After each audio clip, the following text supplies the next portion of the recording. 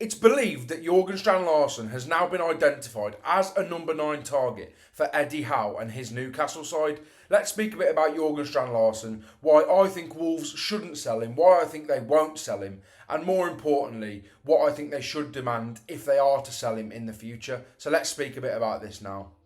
Now, as you can see on screen, Liam Keane did say yesterday that Newcastle United hold a strong interest in Jorgen Strand Larsen this summer. Obviously, there's been no contact between the clubs. Wolves have no interest in selling him, which we will speak about in a minute because you can never rule anything out with these owners and the way that Wolves are run at the moment, to be honest. And Jorgen Strand Larsen is obviously happy at Wolves. And why wouldn't he be? He scored the most goals in a debut season for any Wolves striker in the Premier League with 14, beating Raul Jimenez's best of 13 in his debut season.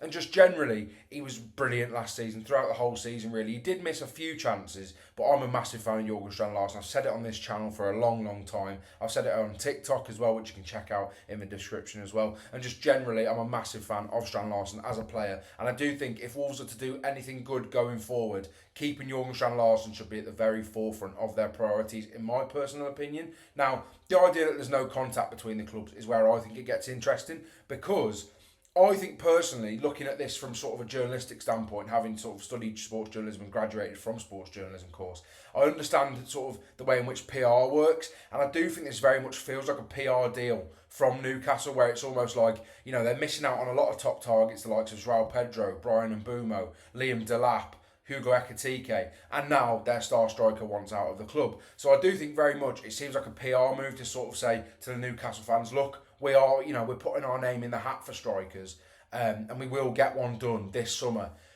Just, you know, just so it looks like Wolves, Newcastle have almost got a power play in the market, and I do think from a PR perspective, it's something that Newcastle probably are looking at, because they, you know, it's not the signs of a big club and a club that wants to be operating at a Champions League level if they're going around and missing now on so many targets ahead of the new season and losing their best, you know, their best asset, most valuable asset, and their best player. So I do think it very much feels like a PR deal. But let's speak a bit about what I think will happen with Strand Larsen in the future, and just a bit about Strand Larsen and, you know, sort of the way in which the clubs run at the moment as well.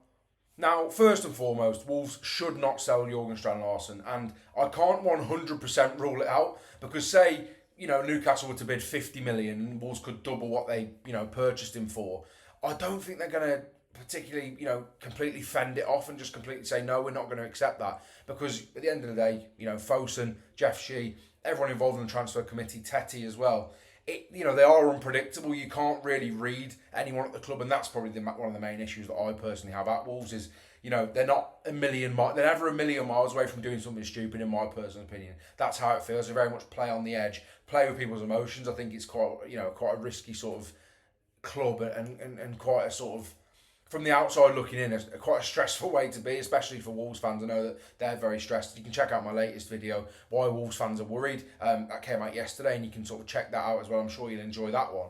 But Jorgen Strand Larsen, I don't think they will sell him. But say Newcastle were to bid 50 to 60 million, I don't think Jeff Shee and Fosun aren't going to look at that and think, do you know what? We've doubled our money in a year there. Let's do that and try and reinvest it. They're never going to reinvest it. That's the issue. But I do think Wolves are in trouble if they get rid of Larsen next season, obviously. I mean, Wang Hee-chan he's okay when he's fit, but he's nowhere near good enough.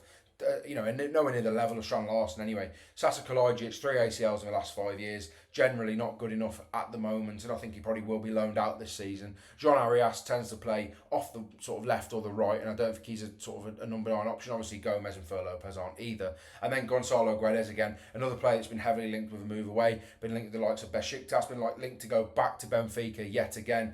And just generally, I don't think it's one of them players that I don't think Wolves should keep personally. I think if you can get a good fee for him, Wolves will accept that this summer. But like I say, I am worried about the possibility if Newcastle do put a bid in. But as I've said, there's no contact between the clubs yet, and that's why I don't think Wolves will be losing him this summer. And hopefully not for the next few years, to be quite honest, because I do think having an established Premier League number 9 that can score goals at the highest level is such a hard thing to find. And also, if Newcastle did come in for this transfer window and say we'll give you 50 for him and it's towards the end of the window, Wolves aren't going to accept that, in my personal opinion. They personally shouldn't, because of how hard it is to get that number 9. And I do think the Wolves should probably say, you know what, well, 70 or 80 now, and that'll almost price Newcastle out of the move. So I do think that'd be very interesting as well to see if there is any advancements and contact between the clubs in the next few weeks. But I don't think there will be. Let me know what you think about this, Wolves fans. I don't think it'll happen personally. And finally, just on Jorgen Strand Larsen, I think Wolves should also bring another body in up top, especially if they are going to lose one or two of the others that I previously mentioned. I do think they need another body either way, personally. I don't know whether it will get done, but if Jorgen Strand Larsen goes into next season, gets injured, God forbid, then Wolves have got Sasa Kalajic, Guedes and Hwang as options.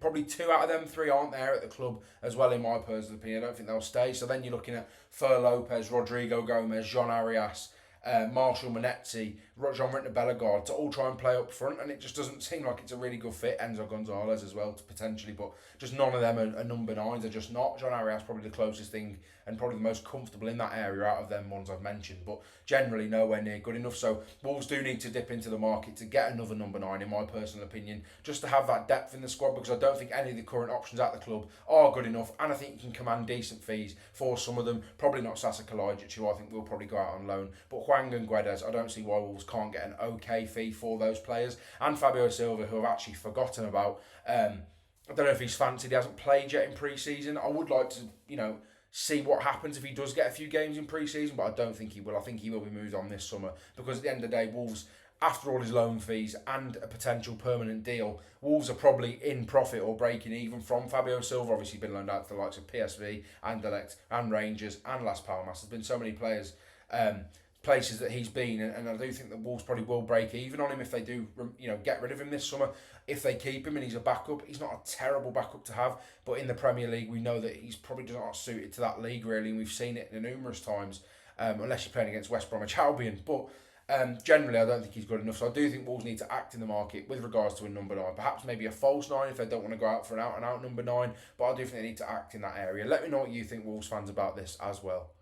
Now, if you did enjoy this video, I would really appreciate it if you could like the video, comment in the comments, because I'm absolutely loving interacting with all of you guys, and there's so many Wolves fans on here that I love growing this community of, and I love chatting to all of you. It's really, really enjoyable to hear the wide range of opinions. Obviously, there's a few who can go a bit over the top. There's a few who sort of, back Fosun and Jeff Shee and that sort of thing. And there's a sort of difference in comments, and I'm really enjoying interacting with that. So please comment on the video, like the video, and subscribe to the channel, more importantly, as we are trying to reach 1,000 subscribers. And we're actually not too far away. I did say before the start of the Premier League season, but it looks like we may be able to do it by the end of next week at this rate. So thank you very much for all your support, and I'll see you in the next video.